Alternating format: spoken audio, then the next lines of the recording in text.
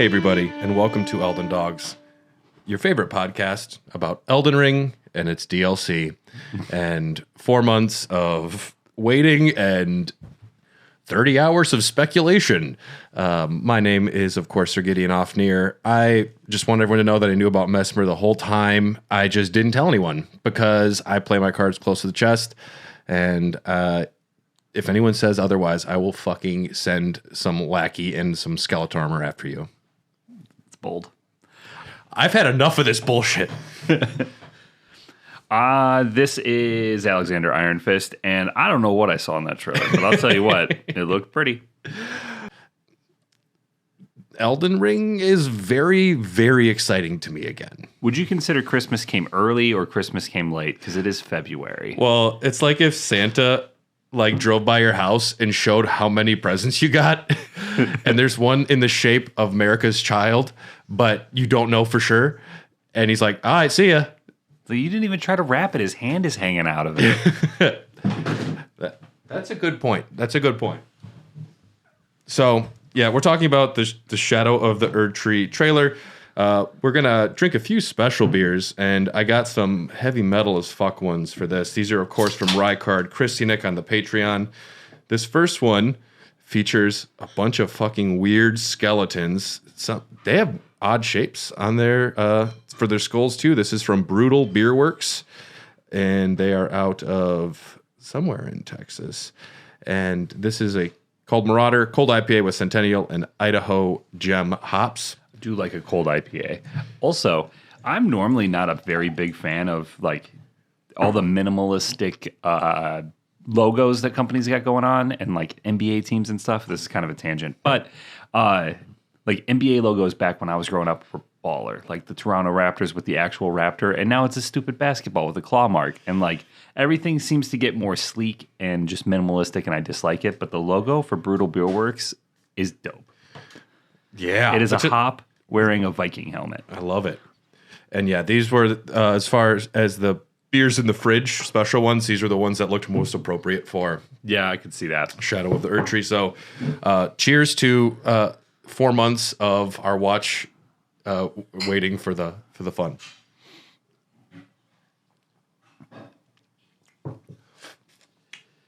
That is a tasty beverage. Classic West Coast IPA. Quite delicious. Yeah. So thanks, Rykard. The Shadow of the Erdtree trailer. Yeah, I was pretty jacked.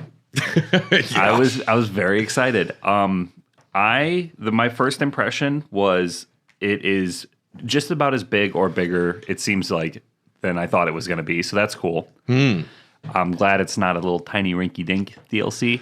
Yeah. It's a capital D, capital L, capital C. It's capital expansion. I think they even refer to it more as an expansion than a DLC. It is going to be quite massive. That is one of the points of contention, but we got a lot to talk about. The DLC was announced February 28th of last year, so it was, wow. It was Elden Ring's 2-year anniversary. I think it was yesterday as of recording. Almost a year later, we received the Shadow of the Erdtree trailer. And apart from that, we're going to be referencing various Miyazaki interviews that were recently released from Eurogamer, IGN, and Famitsu.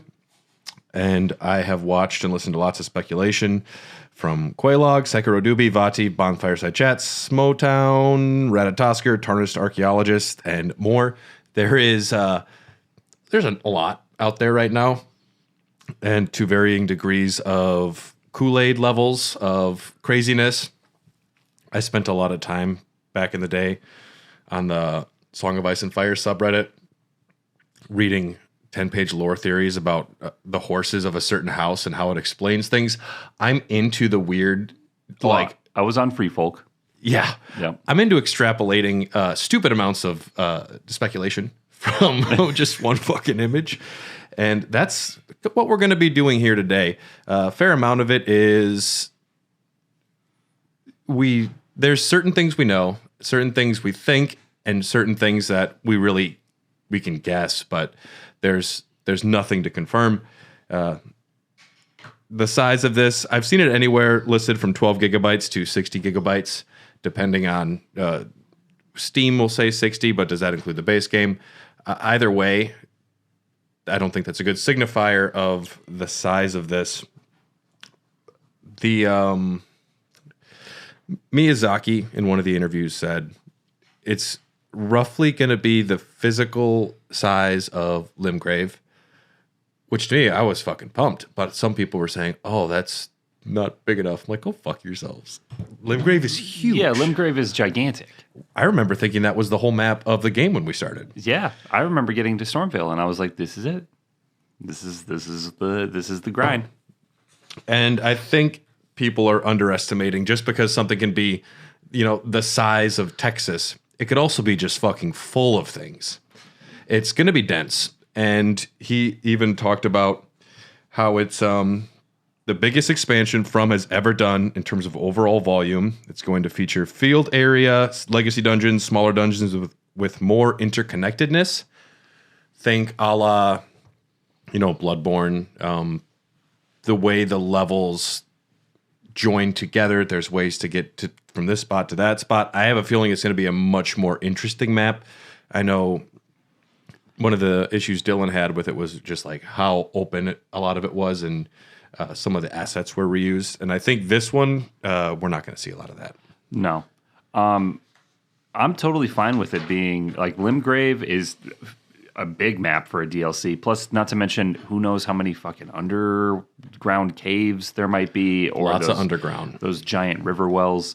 We could find another one of those. Who knows? But I do like the idea of going to more of a Bloodborne type, a little bit more restricted of a map for the DLC to kind of give a more tailored experience for this, as opposed because they've nailed the exploration and the wonder of the open world, and I don't really think they need to do it again for a DLC.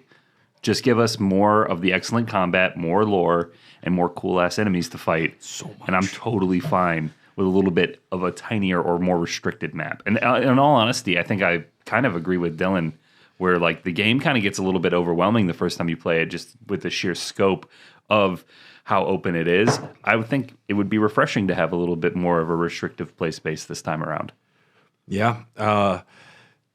The trailer opens up. Well, we'll talk about the gameplay before we really start the trailer.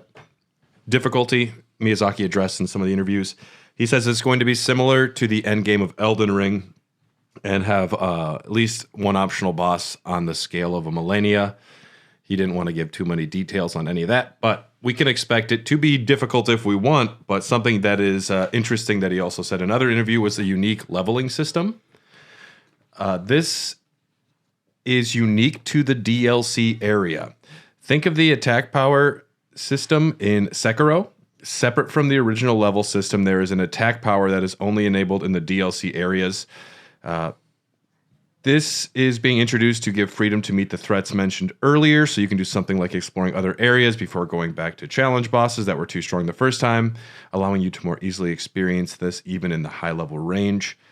I think what really this is a way to have extremely overpowered assholes like ourselves that have, 150 hours on a character and make us feel young again. I think it's going to be like a difficulty slider where you can kind of choose how badly you want to be punished, kind of like the main game, but I think it's just a fresh layer on top of that to allow people to have more of the gameplay experience they want.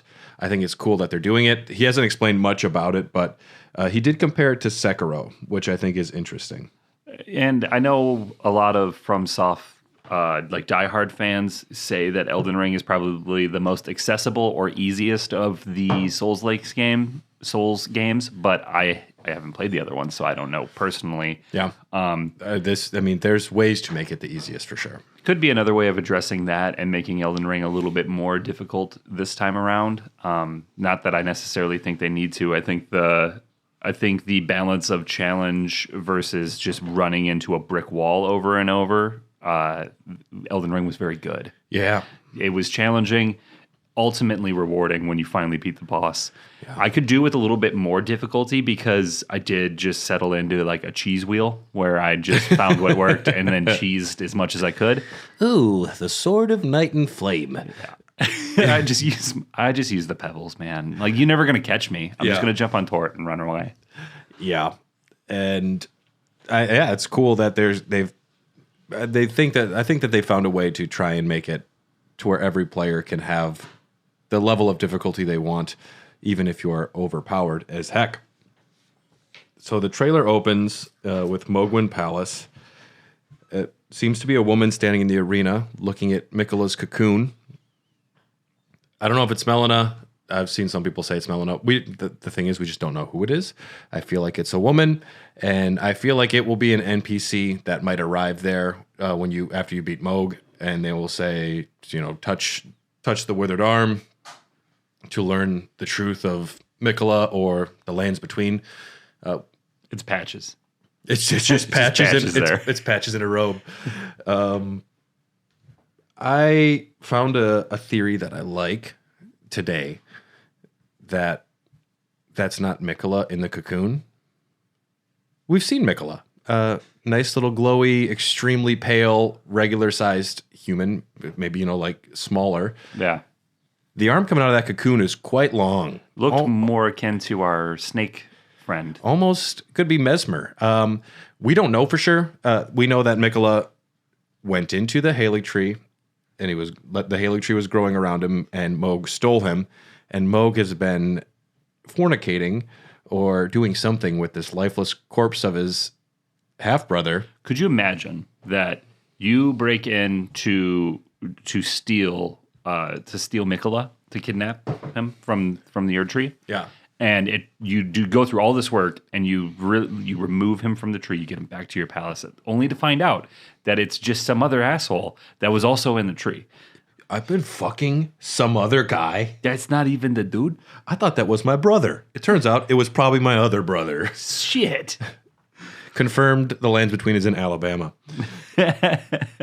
That's a theory that I like, just because the body is so much bigger than all of the other art we've seen Miquella.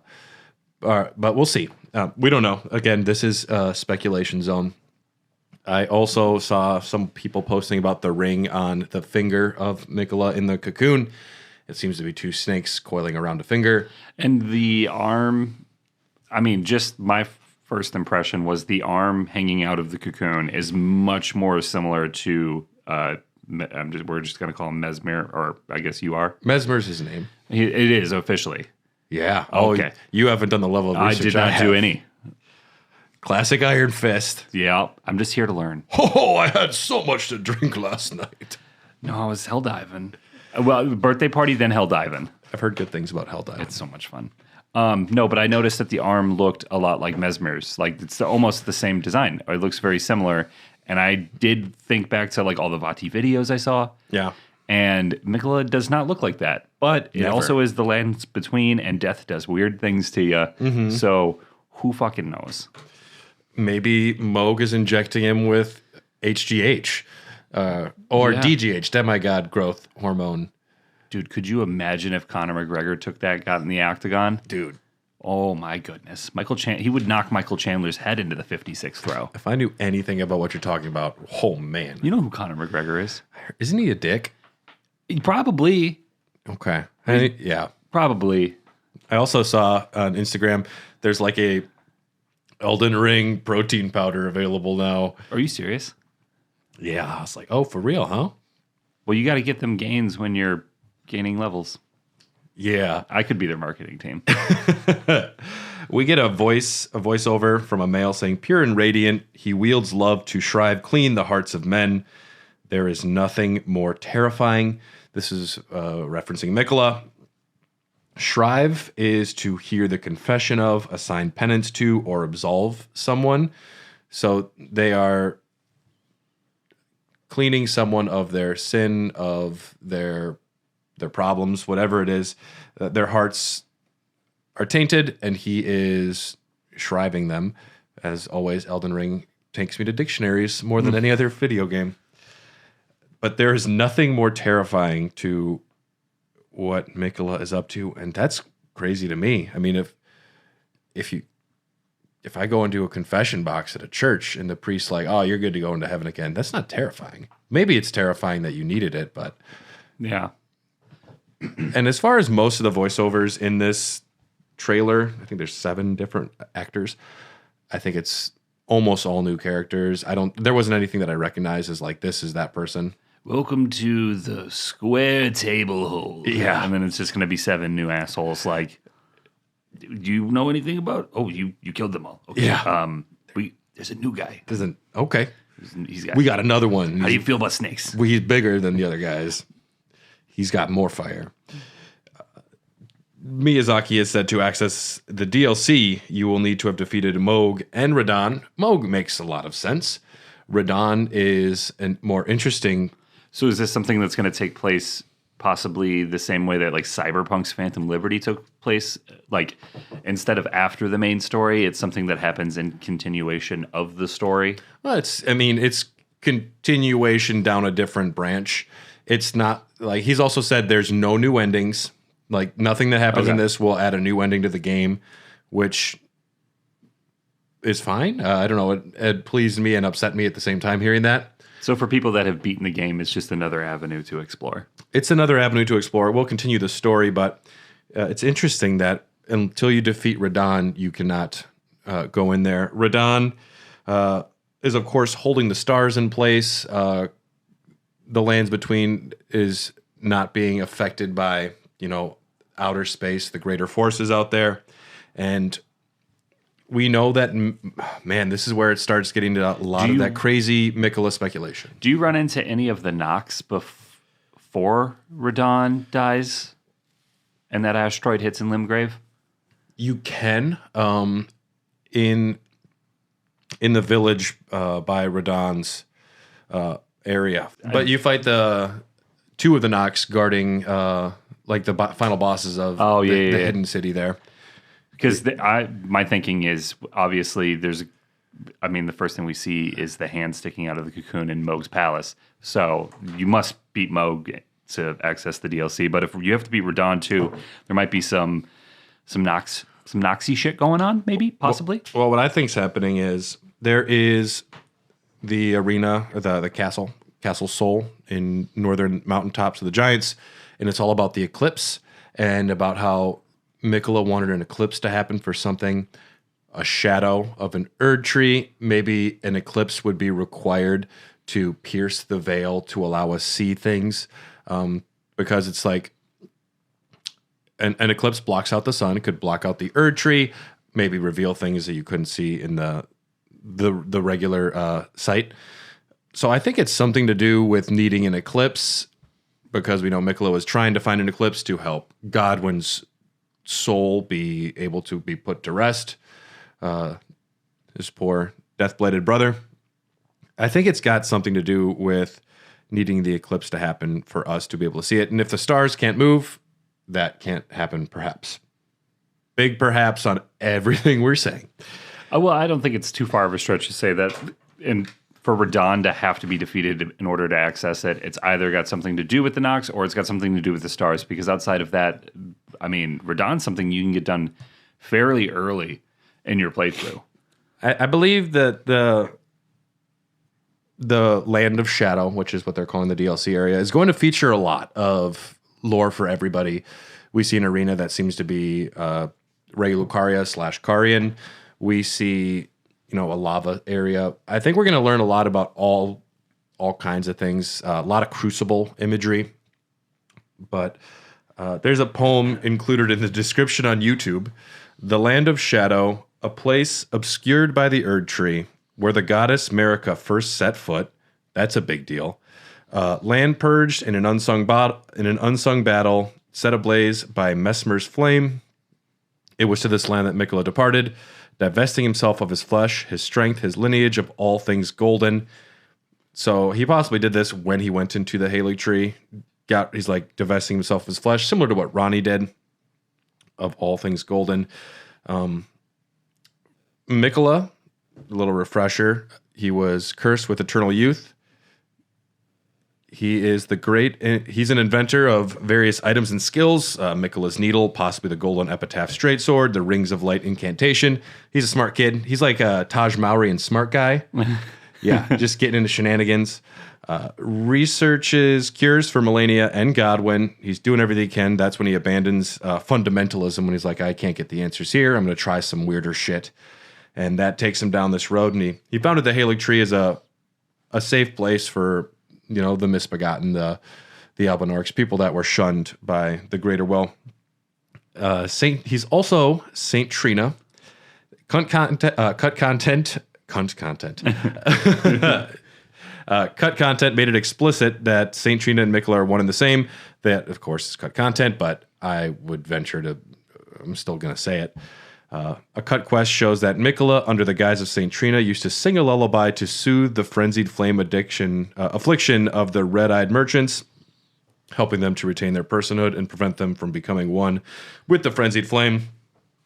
The Sword of Saint Trina says Saint Trina is an enigmatic figure. Some say she is a comely young girl. Others are sure he is a boy. The only certainty is that their appearance was as sudden as their disappearance. So it's Timothy Chalamet. It's like, we don't know who that is, but they're comely, okay? And comely is attractive, right? Because homely is ugly. Yes, comely is attractive. It's not a common word people use today. In the South, like in Arkansas, I hear it a lot. That cousin of mine, she comely. Yeah, no, they usually say homely. There's not a lot of cousin love, because if there's they would spell comely wrong if they used it. Oh yeah, they 100% sure. And Saint Trina's torch, fascinating item. Carvings depict Saint Trina, but in adult form, somewhat unnervingly. It's the face of what looks like a woman with hair all around it, obscuring the eyes with one giant open eye in the center of the head, is how Saint Trina is depicted. It's terrifying. Eyes wide shut, dream logic, lots of stuff happening there. But the first DLC image we got possibly references that Miquella was Torrent's former master. Miquella is riding Torrent in the image. And I think we talked about this on a previous Elden Dogs when the image came out, and I was very hot on this idea. That Miquella was Torrent's former master? I think that is for certain. That's why I hope we don't run into Miquella, because if they ask for Torrent back, I will kill him. Yeah, it's like when you run into, what's his face in Jedi Survivor, and BB's there. Yep. And I was like, you're not taking him from me. Cordova, it is great you're alive. I will punch you. I will punch you if you try and take my little baby droid. So Miquella, though, and everything that I've learned about them, they are a good person for the lands between. It seems like they had very pure intentions, or they wanted to help. On a scale of Godric the Grafted and Praetor Rykard, yes, he is on the better side. I'm really interested to see how they make this evil. They also say that the one thing that they say towards possible other like darker intentions is it can compel affection. Everyone loves him, and he has like gained the ability to make them love him. Which he's like influencing it. Well, it's like if I bring a 6-pack of High Life to you every time we hang out, you're like, I really like Brad. Oh yeah, he's a great guy. So I don't know. He compels affection. Maybe it's also like, Qui-Gon Jinn using Jedi mind tricks to save slaves. Morally, yeah, I get it, but you're also cheating a fair bet. Or he's wearing like Aqua by Giorgio Armani, and they're like, oh, he smells so good.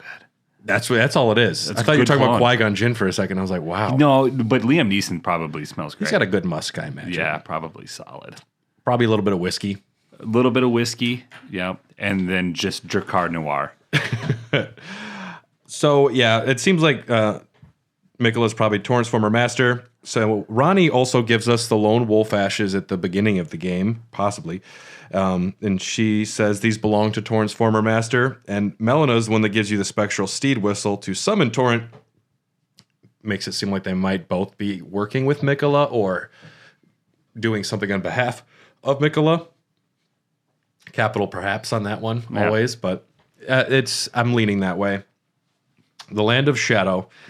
The time frame, Miyazaki said in interviews, this takes place at the same time as the main title. You're not transporting into a different time period.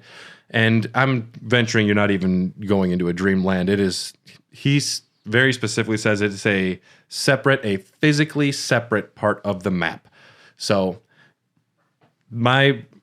before I even saw this theory has become in articles now, there's been YouTube videos about it. There's some that it's going to be in the center of the map, in the water area. It's that big open area to the east of Liurnia, and the Divine Towers are lined up in those 6 Divine Towers are all lined up in a way that seems like something should be in the middle of them. In cut content, it was also talked about how there was experimentation with using the Divine Towers could alter the geography of the map in some way. We see the veil in the trailer, the veil on top of the shadow Erdtree, and to me, the Divine Towers are all tethered to the veil. Yeah, I could see that. To me, that's what's happening, and to get through the veil to see what's in there is what possibly the eclipse, something with touching the ring. To me, it's definitely gonna pop up in the middle of the map, though. But it is physically separate. You won't be able to get there any other way than warping there somehow. Yeah, it blows my mind because how much of this was like pre-planned and like this is what we're doing versus holy shit, this game's successful. And I'm not saying that they rushed out a DLC at all, but did they expect to make one? Because the map is so well thought out in the way that you explore it and travel it. Yeah. Did they plan for a DLC? Did they plan for that gap there? Or was that just a happy accident? And I think this about DLCs all the time. This is, there is things in the game which hints at a missing child. When you go to fight Morgoth the first time and he walks out and it shows the thrones for the children, he starts at the right and he says, Godric. There's a space between Godric where another throne would fit. He says Melania and Miquella, and then he goes to the other side and it's Ranni, Rykard, and Radahn. And also, according to that, how I would want to organize them, if you go left to right, Ranni, Rykard, Radahn, Melania, Miquella, space, Godric. I think that'd be the order of birth potentially. But there is a space for a missing throne, which the first time I saw that, I was like, well, that's a missing throne. Yeah. And as far as, how much was planned ahead, Miyazaki said in an interview that there is no new material written by George R.R. Martin. Nothing new was made for this game or for the DLC. But then he said, this is all based on previously written mythos from the base story. George R.R. Martin wrote the grand mythos of everything, which I want that fucking document. But no, so this was part that was already written, and he said at some point, he's like, and then Messmer was this other guy, and he impaled her, and he's kind of like a fallen angel, and then he went to this other, he's in this hell area. See, that's the way that I want to lean. He became George Lucas there. That's the way I want to lean, because with George R.R. Martin kind of coming up with the lore for the universe, you're going to have a wealth of it. Too much to put into the game, because that man he won't stop. I'm so angry with him right now. I'm halfway through Feast for Crows for my 3rd time, and it's so good. And it's just, you're never going to scratch that itch. I'm so mad. But, with it all being written, I think back to our cut content episode and how much I think we were alluding to, like, I think this various storylines might have been taken out or held back for a DLC. And we were already talking about that then, which I believe when we did that episode, this was already announced, but not officially announced. It was just the image was announced, and it's like, it's going to happen. Yeah. And everyone started hollowing and going crazy because From Software can do whatever the fuck they want. And they'll say $40 for an expansion, and I will give them all of my credit cards. It is incredible how quickly I will buy a $40 purchase on the PlayStation Network versus a $70. I mean, and I know you're essentially doubling the price, but I mean, I just bought Helldivers 2, which is $40, and I didn't even think about it. That's actually, I didn't know it was only $40 for a game that people are liking so much. I am obsessed. Yeah. But anyway, for a DLC to be $40, it's a no-brainer. Yeah. Like, that is such an easy price point for me to justify in my mind. It's the safest purchase in video game history. Yeah. I know I'm going to like it. Yeah. There's no way this is going to come out and be like, dang. So 8 new weapon categories. This is so dumb. I can do kung fu kicks. I hate this. Like, I can't imagine anyone ever saying that. I'm going to say it right now, though, when we get to at the end of the year, when we do the Dogcast Awards, if you try to say that this is the game of the year, there's going to be a new category. It's going to be called DLC of the year. Okay, I was going to say, because I will point out Phantom Liberty so fast. Yeah, that's fair. That is fair. Yeah. And then there's other things in the current map, like the Impaler's Catacombs is being referenced a lot. And that's great. I went there and walked around, and there's nothing showing that it might be something else. But it used the word Impaler, and Messmer the Impaler is what he's referred to as on the Collector's Edition material. So that's there. There's also the ghost of a body saying... Marika's unwanted child. I forget what it is, but to me that just refers to the Wandering Mausoleum. Sometimes I don't think it's explicit. We'll talk about another thing that happens in the trailer that seems to be exactly that. But yes, I believe that some of this was in the base game. Some of the concepts, such as using the Divine Towers to alter the geography, specifically. I mean, it's a Limgrave could fit real nice in the center of the map. Yeah. And I think that'll be like a cool what the fuck moment when you're actually able to see through the veil or just knowing it's there. I think it'll be exciting. Yes, so the Land of Shadow is set at it takes place at the same time. He says it's going to be kind of like how we learned about the Shattering in Elden Ring, which was a past event. We're going to learn about what happened there. We're going to learn about the Shadowing. Ooh. It's like a speech impediment that really works for me. Yeah. Yeah, the Shadowing. Yeah, it's like that episode of South Park, the shitty walk. Mongolians always breaking down my she wall. Yeah. It's classic Mongolians. We're not doing the lore of Genghis Khan today, though. A place obscured by the Erdtree, where the goddess Marika first set foot.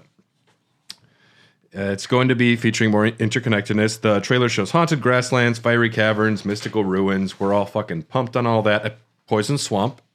Love it. And Miyazaki, in an interview, he said, I don't have my poison swamp quote here, but he said something like, "This was a moment of introspection for me. I did realize that I like poison swamps.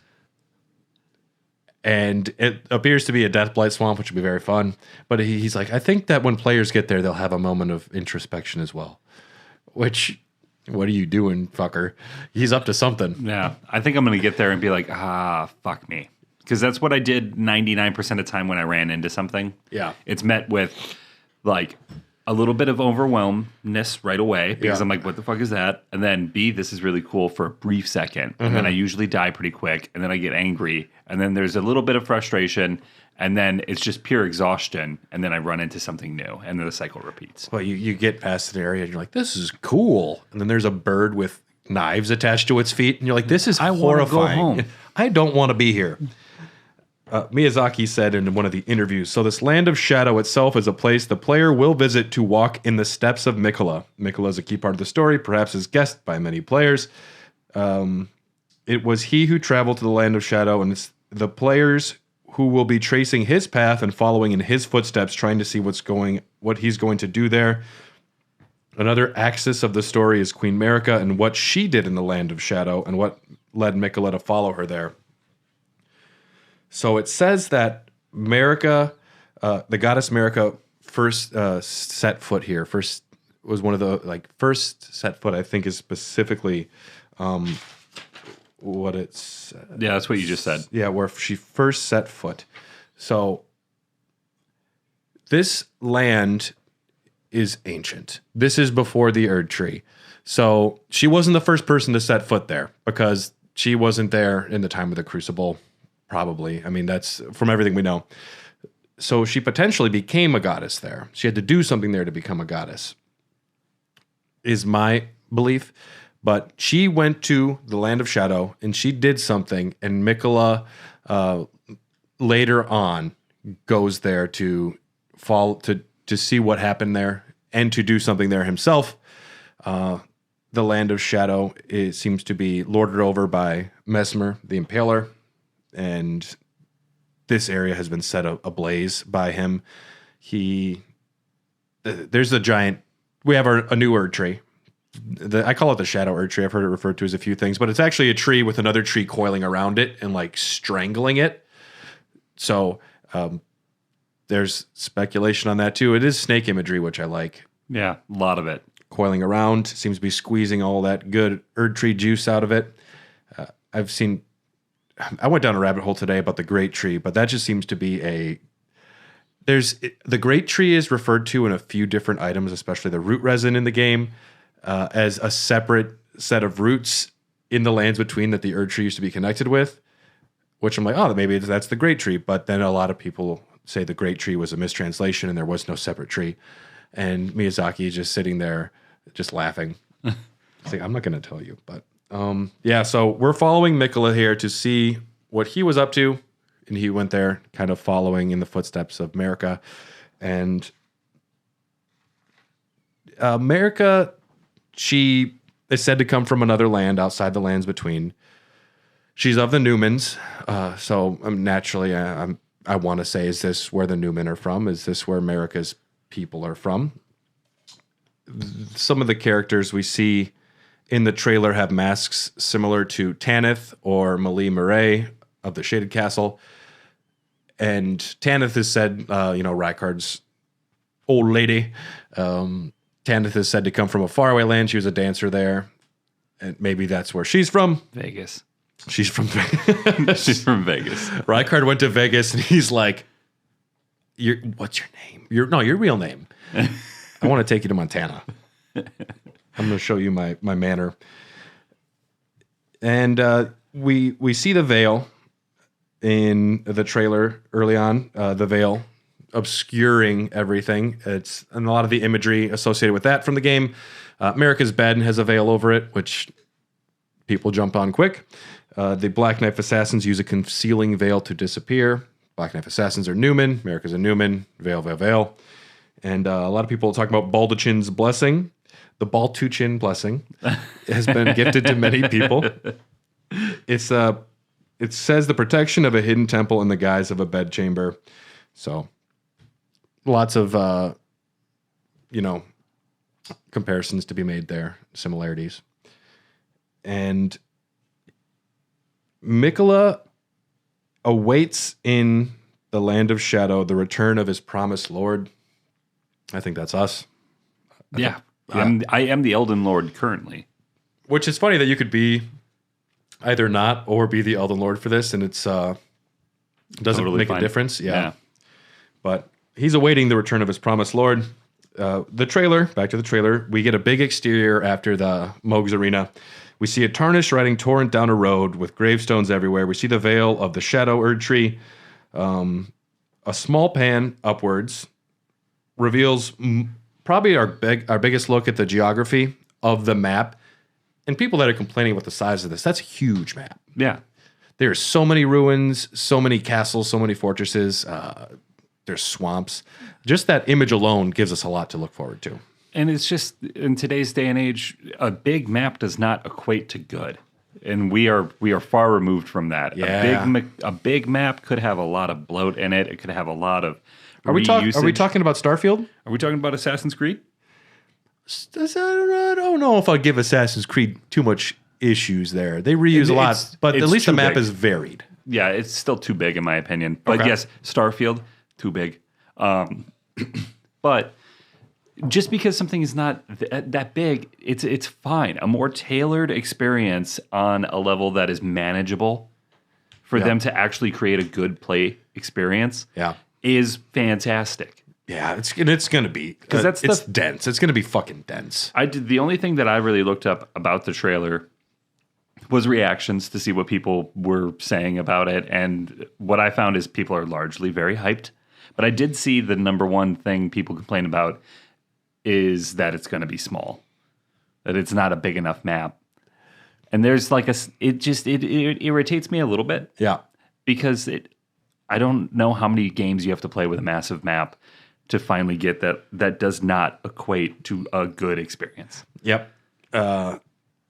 Size matters in other areas, but not in video game density. Yep. The other thing that I did notice is there's a lot of berserk imagery used. You know throughout this. more about this than I do.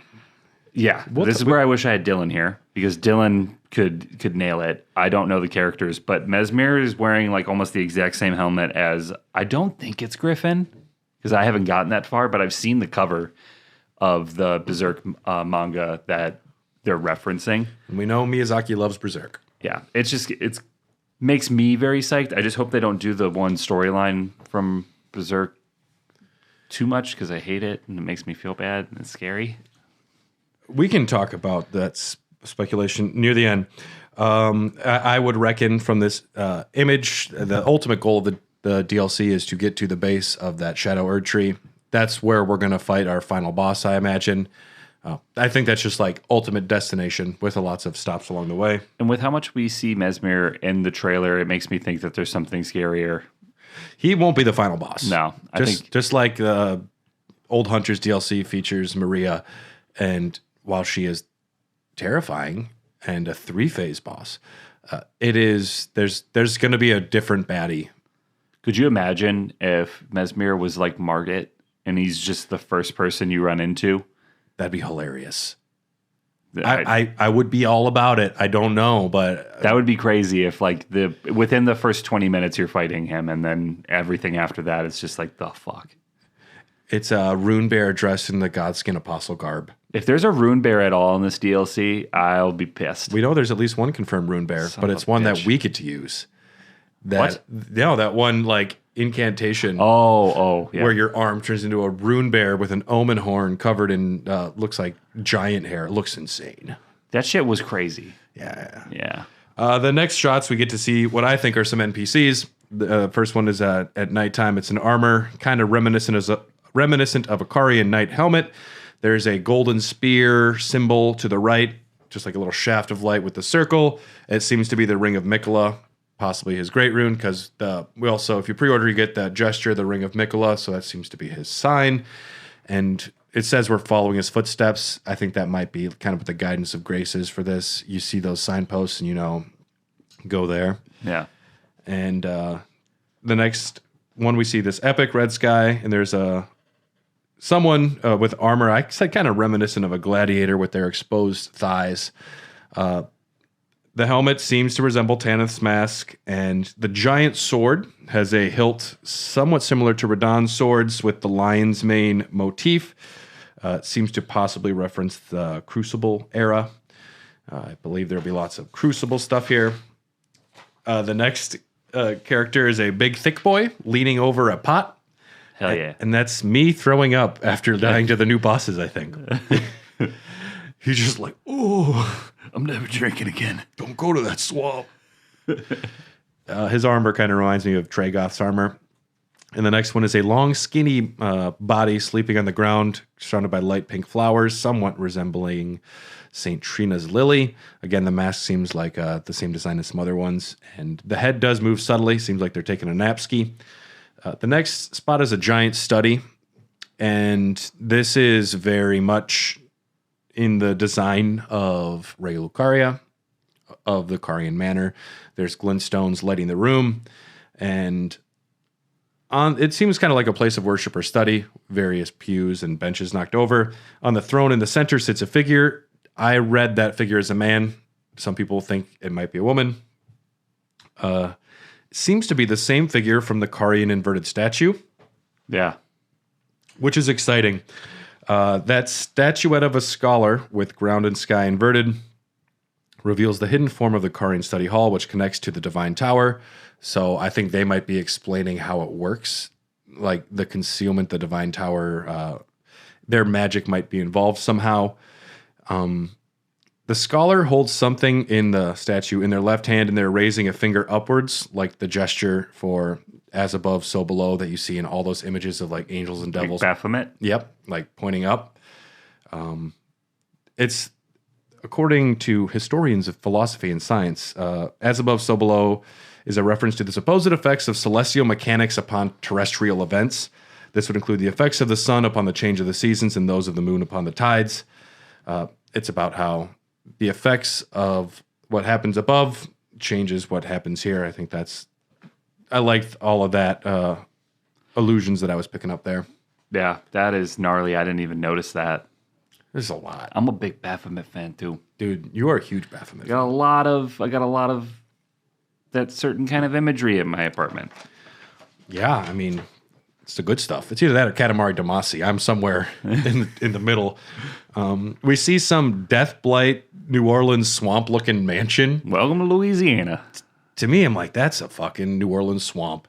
Just like a manor covered in like overgrown moss and... I caught a Popeye's chicken off in the distance in that shot. Confirmed? Confirmed. There's a Popeye's armor set. Oh, yeah, 100%. If you pre-order. Yeah, garlic butter roll armor. And you can get the new throwing chickens. That's a new weapon category. They show a painting of an old man sitting forlorn and a woman with her face somewhat obscured with her right hand on his shoulder. A lot of people think this woman is associated with deathbed companions. I don't see it as much. The hood is obscuring her eyes like Thea, but maybe. And the man, though, he just looks like he's seen some shit. And they're like, you want to smile for the picture? And he's like, no, I just saw Madam Web. Dude, it's worse.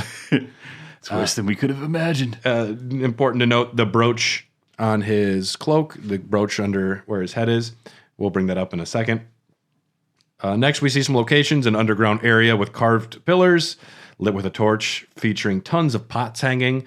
The pots are, of course, filled with viscera and material to replenish, to sustain the Erdtrees, to our big pot boys. Yeah. There's a long shaft dipped into lava in a dungeon. It's held by thick and sturdy chains. The bottom of the shaft reveals some sort of motor churning, could be an Archimedean screw, the oldest known type of hydraulic device. It seems like they're pushing the lava somewhere. That's all I could get there. There's a large fortress with a giant stairway leading to a solitary gate. The angle of the veil places it facing the Shadow Erdtree. It's looking towards the tree. There's another voiceover that says, they were never saints. They just happened to be on the losing side of a war. Damn, that is a heavy metal line. I think through dying, you become canonized a little bit. Oh, 100%. Yeah, especially in this world. You either die a hero or you live to come back as a tarnished. And it turns out they were all bad guys. Across the board, no one has been good. Except whoever you tried to help and killed, maybe. Yeah. I mean, Bach never hurt nobody. And little snake girl, she's had a rough life. She was okay. Raya was okay. And then they started showing off some new enemies. Now, we know there's over 10 new bosses, so some of these might be bosses. I misread the interview for this because somebody asked Miyazaki about the giant burning body thing. And he's like, that's a very good observation.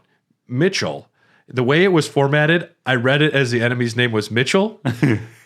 And then I'm like, maybe that's historically a thing that they called, walking burning body pits. Yeah. So in my mind, he will be Mitchell until confirmed otherwise. Also, I've just seen people put him next to the fire giant, and it says fire giant, and this one is giant fire. Mitchell the giant fire will go with. Walking fire pit, confirmed to be... Miyazaki calls it a terrible weapon used in a war that occurred in the land of Shadow. So without saying too much, he won't even give away the name, but it was a really gruesome weapon that was used. And the kindling that you see is actually the remains of bodies that were put in there to burn. There seems to be a fire giant head, possibly a beard on the hip.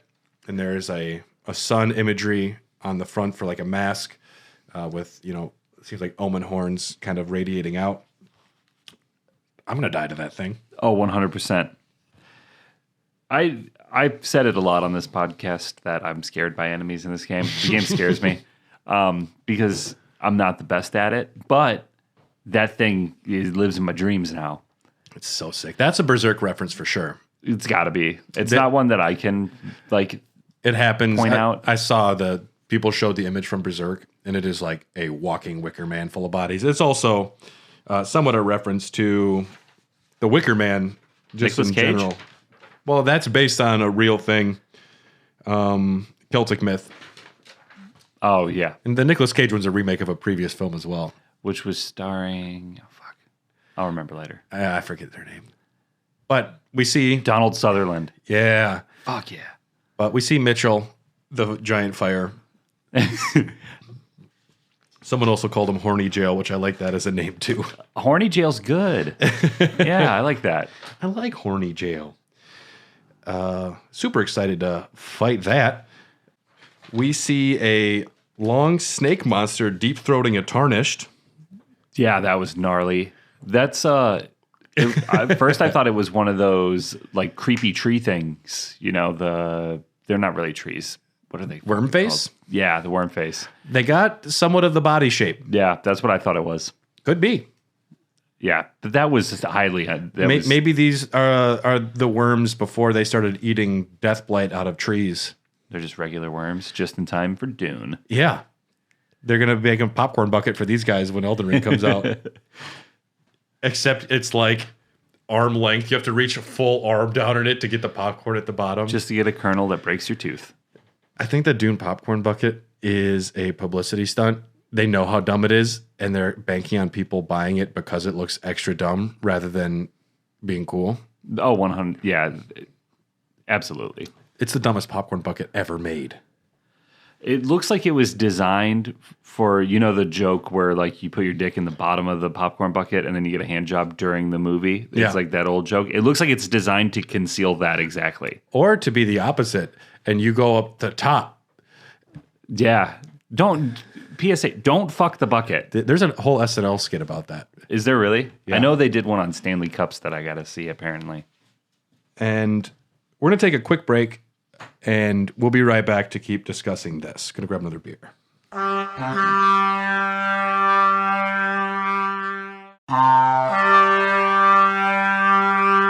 Hey everybody, and welcome back to the Madam Webcast. We're webbing today. We're talking about the hit new film Madam Web. 10 out of 10? 100% a 10 out of 10. Dakota Johnson is going to win Best Actress for this film. At the Raspberries. I'm super excited to see it. I'm going to watch it for the memes when it's on HBO. I was talking with my co-host for Need for Speed Running, and their partner is Jamie Flanagan, who is a writer for Midnight Mass and Fall of the House of Usher, and they said, "Oh yeah, we're going to see that tonight. We can't wait. It's supposed to be that bad." And there's something special about someone who writes Midnight Mass going to see Madam Web that I love so much.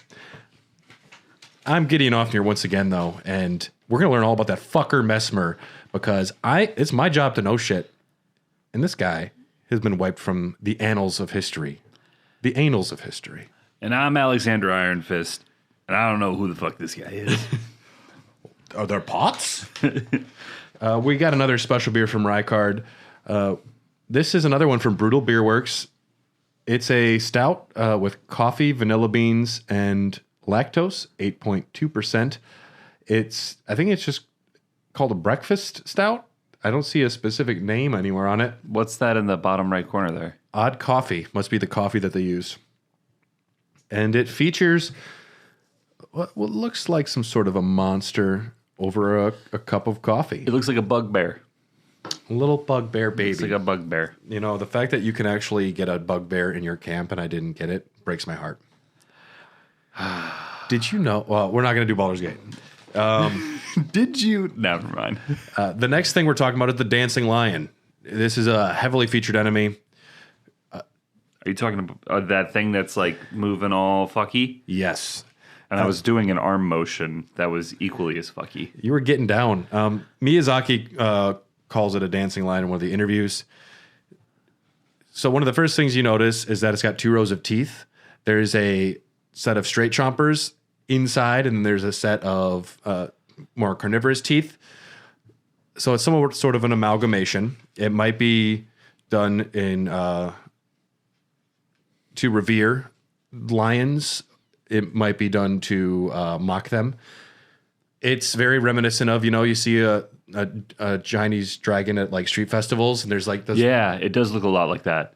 And one of the first things you see is this, it looks like a lion, but then the foot comes forward I'm not going to say that I'm on only feet for Margit, but that is an omen foot because I've looked at Morgoth's feet so much. It's funny you bring up the foot because when that happened, my first thought was, "Hey, Margaret." Like immediately, I'm like, "Is this? How many times do I gotta teach you this lesson, old man?" Tarnished. No, I don't want him again. Margaret, and then what is his name? Margaret. Margaret. You're saying it wrong. It's Margaret. No, isn't it Margaret and Margaret? Margaret, Morgoth. Morgoth. Yeah. Margaret. A hand pushes the bottom jaw up to close it. So I don't think that they even have control of the mask at all. A foot of an omen steps forward. We talked about the Chinese dragon. The eyes are glowing green. The outfit features what seems to be a lot of omen horns. Looks like really confusing movement. Going to be really fun to try and dodge. Now, there's two different things this could be. I think there's at least one omen under there. Some people think it's like 3 or 4 omen inside of it that are all like controlling it together. Like you would control one of those dragons at Chinese New Year. Like 2 kids in a trench coat trying to go to a movie theater. Like Steve-O and Chris Pontius and a zebra suit. Getting fucked. By the lions. And we're going to be the ones getting fucked. It's going to be great. There's a lot of arms inside of it. So it's at least more than 2. What if it's just a grafted? That was my thought. Yeah. When I saw that, I'm like, we got a grafter here. It could be either. There's at least multiple limbs under there. It's long enough to where it has to be some really strange grafting. I wouldn't mind another grafter, but it's either that or, 3 or 4 kids in a trench coat. Either way, it's a cool design. Outside of Messmer, this was the coolest enemy that I thought I saw in the trailer. Or it's the one that it stuck with me because I think we get it. I also like Mitchell the Horny Jail. Yeah, I like the lion more because the lion just looks confusing as all fuck. Yeah, and the way it moves around. It's going to be swims. It's going to be really hard to predict that on the battlefield, I'm pretty sure. Like it's going to give you a lot of Margaret hesitations. Yeah, and it's got Miyazaki reference. Like this is from a culture from before, like the Shattering, before the Golden Order. So they loved lions. There's something going on there. This might be where the Crucible is, like the primordial form of the Erdtree. There's a lot of like Crucible looking monsters, but this is a cool design. We then get our first look at Messmer, person walking with snakes. I see some Drake Knight enemy imagery. Summons a large cloud of red magic from his right hand. And we hear a voiceover of what seems to be Messmer saying, "Mother, wouldst thou truly lordship sanction in one so bereft of light?" To me, Explain that to me like I'm 5. To me, that is like questioning, like, Mom, why would you let these kids be tarnished? Why are you giving them the guidance of grace? Okay, that makes much more sense. He's a dweeb. He's wearing Popeye's chicken armor set, and he's throwing chickens at me. He drinks Dr. Thunder, Mom. It's not even name brand. They can't even get the pepper. He is so lame and so bereft of light. I think that means that they're a My Chemical Romance fan. There's just no light on their bodies. No, they made Danger Days, and that was a very colorful, bright, desert-filled sunshine album. Next, we see what I think is showcasing weapons a little bit more. There's 8 new weapon categories. There's currently 31, so this is a 25% increase in weapon categories, not just weapons. Now, Brad, correct me if I'm wrong. Am I going to be able to have a machine gun crossbow? To an extent, yes. Because that made me pretty happy. The first one we see, a Tarnish is fighting 2 new enemies, wearing yellow, green, tattered shawls with ornate headwear. The enemies are wielding a lit candelabra, and one blows fire towards you with it. The imagery of like that candelabra shape is the one we see a few times. There's the candelabra whip. Yep, and we also see it later on, like the branches that we see, like that thorn and sorcery. The blowing fire at you kind of reminded me of the perfumers. Mm-hmm. And when I saw that, I was like, "Oh, there's a little bit of that in there." Yeah, it's a sideshow trick where you take like lighter fluid in your mouth and you blow it, and you set the birthday girl's hair on fire. I used to eat fire when I went to the Ren Fair all the time in Florida. Were you a performer? No, but just went and ate I was it. friends with some of the performers, and they taught me how to eat fire. I went to the run fair, and some guy was like, "Hey, try this soap." I'm like, "Okay," and he's like, "It's edible." I'm like, "Should I eat it?" He's like, I wouldn't. "He's like, it's edible," and then I ate it, and he gave me a sticker that said "soap eater." Oh, I thought he was going to be like, don't eat it. And then you'd be like, that's a weird thing to say about your soap. No, but he said it was edible, so anyone that just eats it on instinct gets a soap eater sticker. That's dope. I know. I was pretty proud. I was like, I unlocked a secret. The Tarnished in this scene is using one of the new weapon categories, the Gyokute-ken. I'm not saying that right. Reverse hand swords. So swords you hold the other direction. Which, in every single piece of media that, the large amount, there's been a few exceptions that I can't name. But anyway, it looks cool. Everybody always says there's zero functionality to it. Yeah. Well, that's a lot of weapons in general. I mean, Yeah, but that's the one you see the most because it looks so badass. It's like some Chronicle of Riddick shit. And then, well, anything Vin Diesel holds becomes immediately more badass. I've been only drinking Corona after watching Fast and the Furious 1. you can have any beer. As long as it's Corona. Keep your hands off my sister. I like to That's think not that, a good Vin Diesel impression, but I like to think that they didn't get paid for that reference. That was just Vin Diesel trying to like ad lib on the spot. only Corona on set. You can have any. I can't even do his voice. We're sponsored by Bud Light Lime. No, we're not. Yeah, so that's the reverse hand swords. The Tarnished in the next scene throws multiple daggers towards a charging enemy, like a speared enemy brandishing an iron cleaver, which is a weapon of the misbegotten. But these are new throwing dagger weapons, which seems like ones that you throw and you retain somehow. Yeah, that was badass. We'll see. We'll see what it looks like. That weapon will fall apart very quickly when somebody gets within 5 feet of me. Yep. Did you also notice that there might have been another throwable? Well, Is that on your list there? we can jump to it. When I saw that, I put down Tyler Goes Wild. I think I stood up. I was in a seated position for the majority of the trailer, and then The giant guys, pot. the biggest pot you have ever seen, thrown in an Elden Ring game. He hoists it above his head, like what's the fucking statue that they show in Civilization all the time?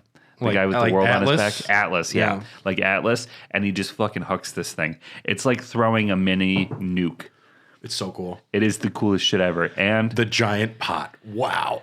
dude, it's like I'm trying to make like a dab joke about it. I just can't write one. Dab? Yeah. It's like, so you start smoking like joints. No, not like that. Not Oh. like the Cam Newton dab.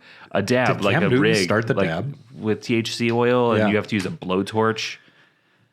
Oh, man, you're in a realm of shadow I've never been, dude. Something is obscuring you from my light. The dabs are crazy. It's smoking like THC. It's like, it looks like, I don't know what I'm talking about. I've just done it. The several giant times. pot, though. Yes. I can't wait to make some giant pots and throw them at groups of enemies. Dude, he has to throw it with 2 hands. Yeah, it looks like slow and tough, and it hits like 3 or 4 enemies coming at you on a bridge. Sign me up. Yes. We see a tarnished woman levitating what seems to be a new kind of magic. She's surrounded by pink butterflies, which that has its own implications. But we haven't seen magic that looks like this yet. And she's wearing a navy hood of expatriated royalty, gifted to those who saw the guidance of grace, and they depart on missions to faraway lands from which they would never return. She looked like, what's her face from the round table hold that you save? I can't remember her name because it's been too long. Roderica. Yeah, Rodrika. However you want. Yeah, either way. Yeah. I thought it was her for a second. No, she's taking care of her old man. Yeah. He's losing his mind. He's a good guy, but Yeah. No, they're happy. yeah. Yeah.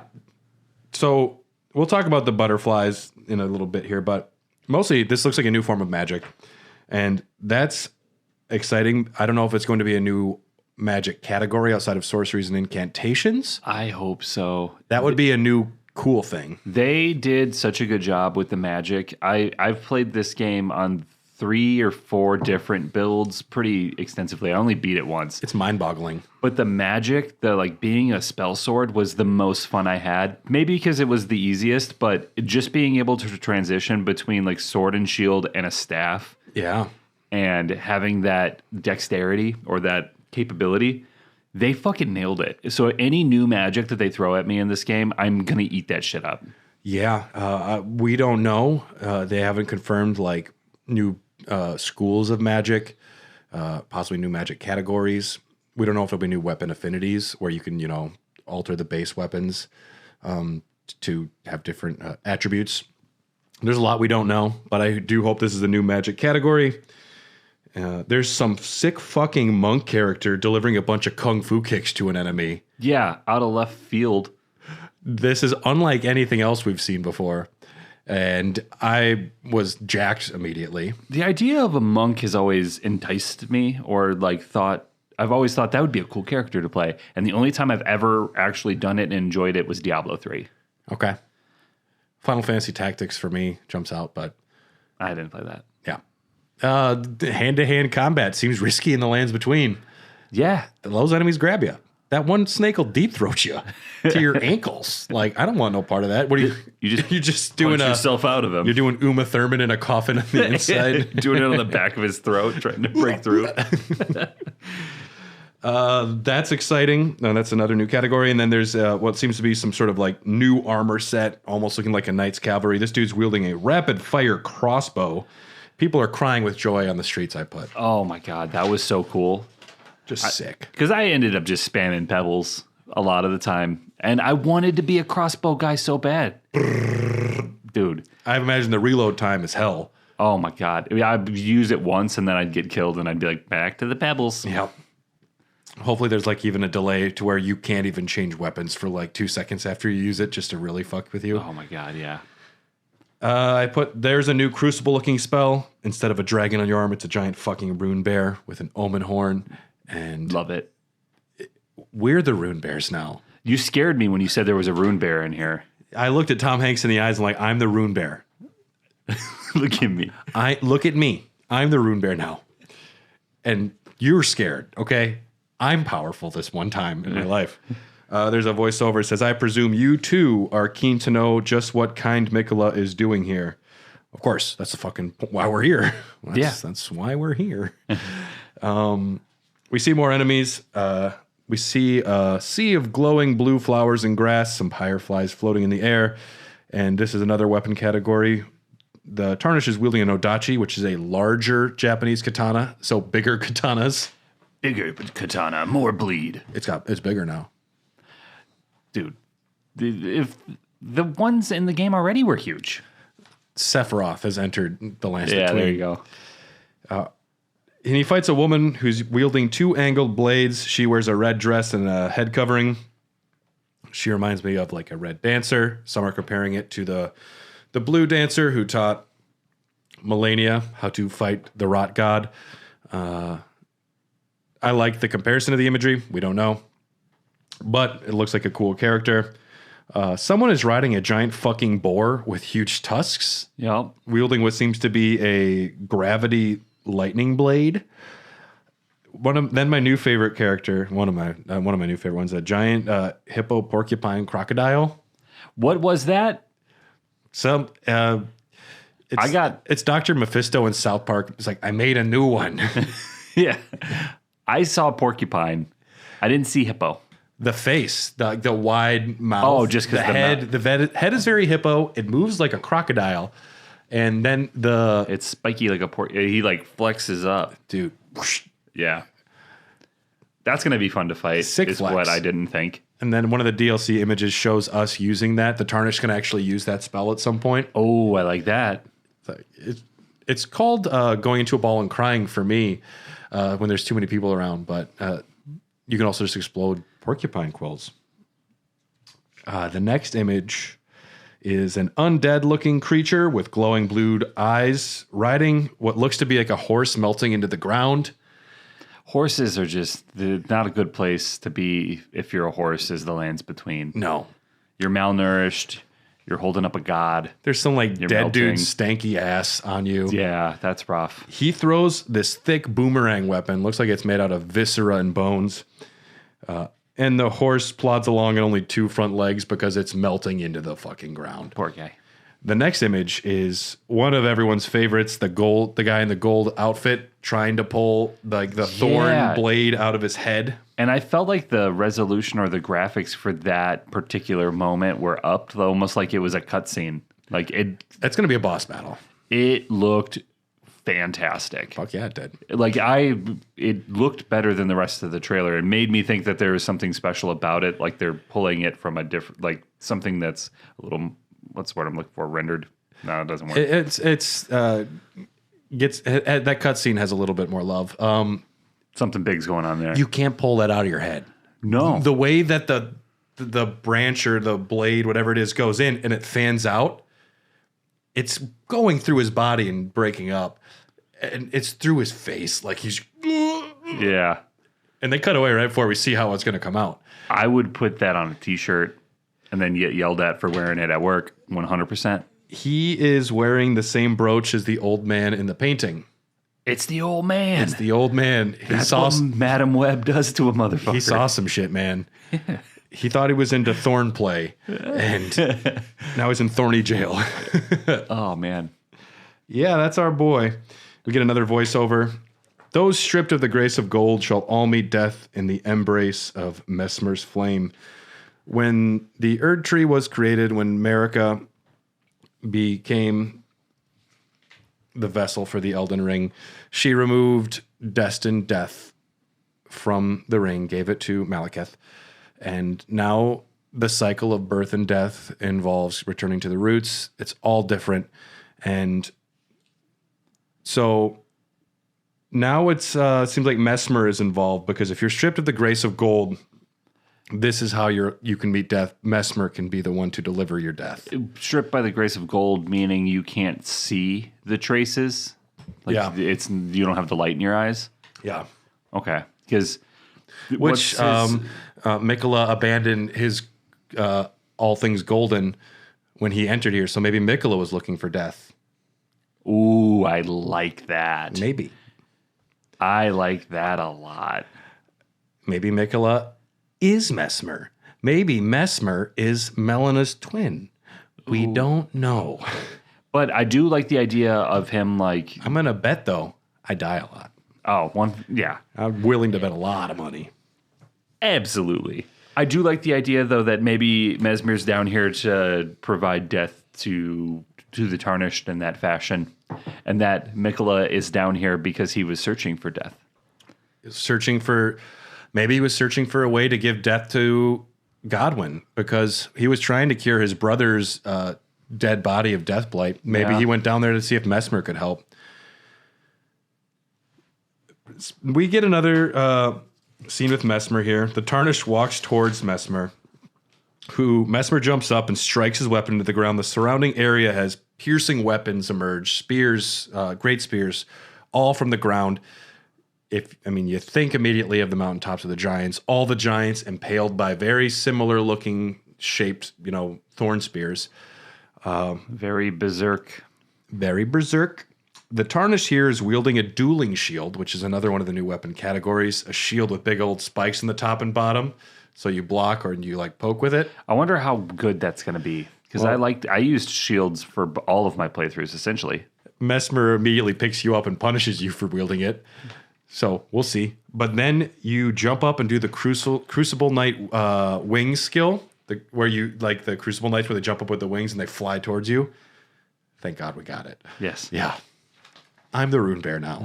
I'm the fucking Rune Bear. The next voiceover says, "Come now, touch the withered arm. Take my strong hand." Take my strong hand. "And travel to the realm of shadow. I will not be far behind. May we meet again." So that's got to be the hand from the cocoon. Yep. It's like, come on now. Get in here. Now we can talk about Messmer, because we wanted to wait until we got near the end here. This is going to be a pain in the ass person to fight, but the clips that we did get of the fight in the trailer, it looks like it's going to be really fun. It's going to be fun. Now, Messmer His second phase is going to be scary. The surname Messmer is of German origin, primarily found in the regions of Swabia and Bavaria. You knew this. Yeah, that's common knowledge. The name is believed to have been derived from the Middle High German term Messner, which refers to a sexton, a church officer or caretaker who is in charge of the maintenance of the church edifices and property. So he's a groundskeeper for a church. He's doing something for Marika and doing the dirty work. He is the secret, he's the Men in Black out there. He is Will Smith and Tommy Lee Jones and in one body. The name was given to those who held that position, and the last name Messmer, I found this on one website, this is controversial, is an occupational surname derived from the German word Messer, meaning knife maker. Those with the surname likely had ancestors who belonged to the occupation of creating, maintaining, and repairing knives and other sharp-edged items. Comes from Messer? Yeah. I know a Messer. That's crazy. I didn't know that. If Messmer is derived from the term knife maker, the Knight of the Black Knives, the Black Knife Assassins, he could have been the one that created the blade. Again, I only found one website talking about it meaning knife maker, and I saw a Reddit post arguing it. All I know is there was one genealogy website that got a lot of hits. And they're like, what is going on? I guess there's a lot of interest in Messmers now. His appearance, Messmer has one eye open, holding his pillow tight. He's got a reptilian right eye. It looks like he might have partaken in dragon communion. It's reptilian. There is dragon imagery. The wings on Messmer are actually on his snakes, though. The snakes are the ones that have the little like drake wings on them. Yeah. So maybe the snakes fly to us. I don't want that. Yeah, like this. What if the snakes are wrapped around him and he uses them to fly around? Sounds cute. Like they just hold him like a soft little hug, and he just puts his arms out. It's like a swing set that he holds on to. Yeah, I like that. Snakes are considered blasphemous in the lands between. The Duelist Helm says the snake is viewed as a traitor to the Erdtree. The tree is suffocating the other tree. It's restricting it like a boa constrictor. We don't know what Messmer did, but at this point in the lands between, snakes are viewed as blasphemous. It also says on the Duelist armor that people love watching the snake armor getting beat to shit because they hate snakes. He has red hair, which is somewhat considered blasphemous for being associated with the fire giants. He doesn't have a soul then. Yeah, just some real world. Classically, in the real world, gingers do not have souls. Yep, I learned that from South Park. Urban Dictionary. Yep, check it out. The more you know. And he wields fire, which is prohibited by those who work for the Erdtree. In an interview, Miyazaki specifically refers to him as a child of Marika. There's a missing throne. He also mentions, as you may have seen near the end of the trailer, there's this piece of key art where it shows Messmer sat in this throne-like chair. And people who played the game may recognize the throne to be one of those from the boss room where you battle Morgoth. This represents the thrones at the base of the Erdtree. It's supposed to symbolize that Messmer stands on equal footing to these other demigods. He wasn't featured in the Legends of the Erdtree, and we'll realize why he exists in this shadow. And he got reassigned to the shadow, and he's like, that's fine, but I'm taking my goddamn chair. I'm deleting my Facebook from the Lands Between, though, and you're not going to ever hear from me again. I'm like, that's fine. Just take it. I'm taking this chair. Just fine. You can take it. He drags it really loudly away, too. Yeah. He doesn't very lift it slowly, too. Like that kid in the first season of Breaking Bad, that little shithead kid. Yeah. Oh, I wanted to punch that little dweeb. And that's why we loved Walter White, despite him being a enabler for a lot of bad things. Well, he's a mass murderer. So you might remember when we were discussing Melina, that one of the theories we had was that she was the third child of Radagon and Marika because of butterflies. Now, there's the nation butterflies, which we associate with Miquella. There's the Aeonian butterflies, the red ones, which remind us of Melania. And then there was the smoldering butterflies. And we thought, Melina, she gets burnt. She has red hair. She looks like she could be the third redheaded child from their union. But Messmer. Enter player 2. Messmer seems like a more logical choice. Some people are saying maybe Messmer and Melina are one and the same. Maybe it's like a Radagon Marika split thing. Yeah. Maybe Melina's something else. you want to imagine that Messmer was on the mountaintops of the giants because of the way that they're impaled. Messmer is referred to as the Impaler. It doesn't line up timeline-wise, possibly, though. Radagon doesn't appear until the Liurnian Wars. It doesn't mean he wasn't there, but... and then there's speculation, is Radagon split from Marika? Were they separate bodies? Were they starting off separate and then they merged? That's only able to be speculated on. There's no definitive terms, but at some point, they are the one and the same. You could go down a million rabbit holes and not find the answers on the internet there, but what it breaks down to is if Messmer was on the mountaintops, that means Marika was fucking herself first while she was still with Godfrey, because Godfrey was on the mountaintops of the giants and she was still in a relationship. Is it just masturbation at that point? Well, she loves herself a lot.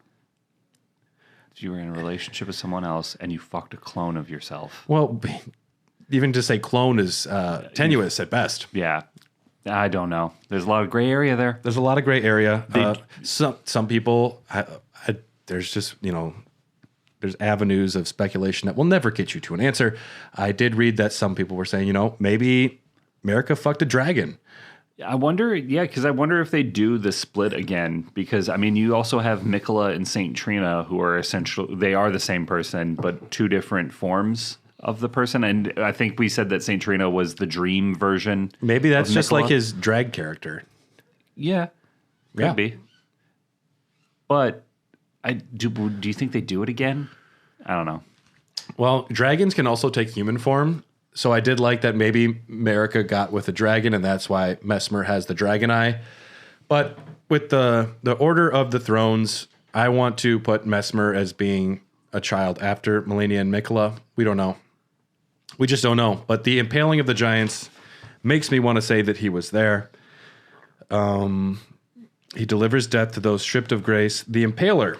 Impalement, from Wikipedia, is a method of torture and execution. It's the penetration of a human by an object such as a stake, pole, spear, or hook, often by the complete or partial perforation of the torso.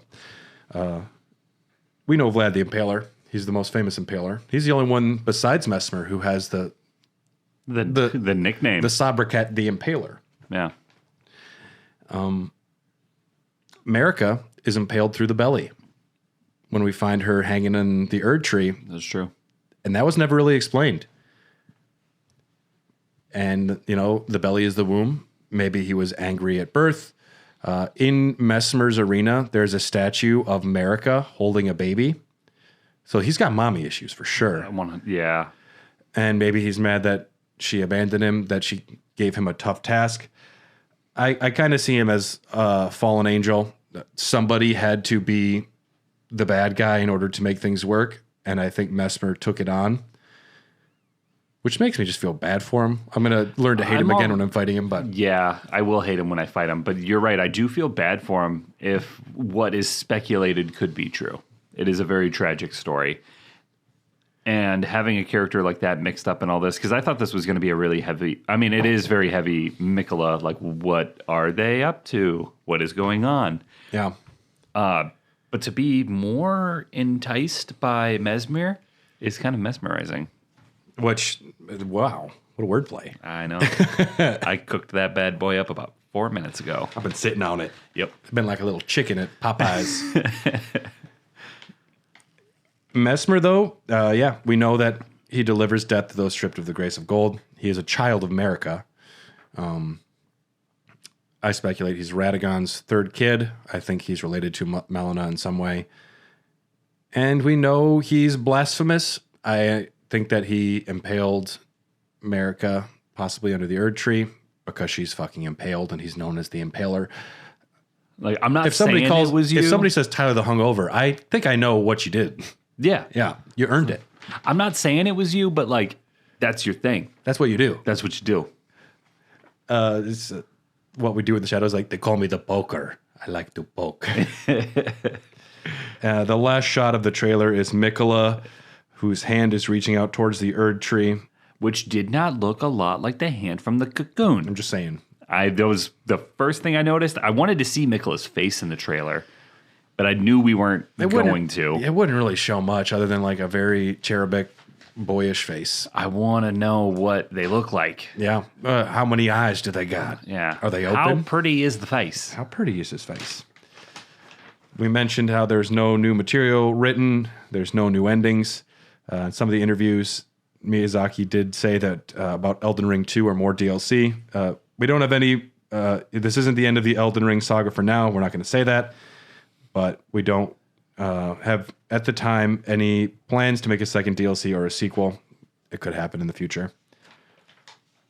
And that's what we know about the Shadow of the Erdtree trailer. Yeah, comes out in June. Correct. Yes, it comes out. I wrote it at the top. June 21st, I want to say. It's coming. It's not tomorrow, and that's all that I know. It makes me upset. Well, it's nice to have an official day so that we're not wondering anymore. Yeah. The trailer, I think, was better than I anticipated it being. I liked the way that it showed a lot, and it didn't show everything. No. They showcased some very shiny bits to get you excited, but there is going to be some real power under the hood of this bad boy that we can't even fathom yet. That's why I'm kind of thinking that maybe Messmer is one of the early people you fight that leads you down a rabbit hole. I'm calling second to last. Second to last? Second to last. I feel like he's going to be in the... I think... Miquella. Do you think we fight Miquella? That was what I was going to ask you earlier, and I forgot. I think at the end, what Miquella's up to, ultimately, he has to be put down.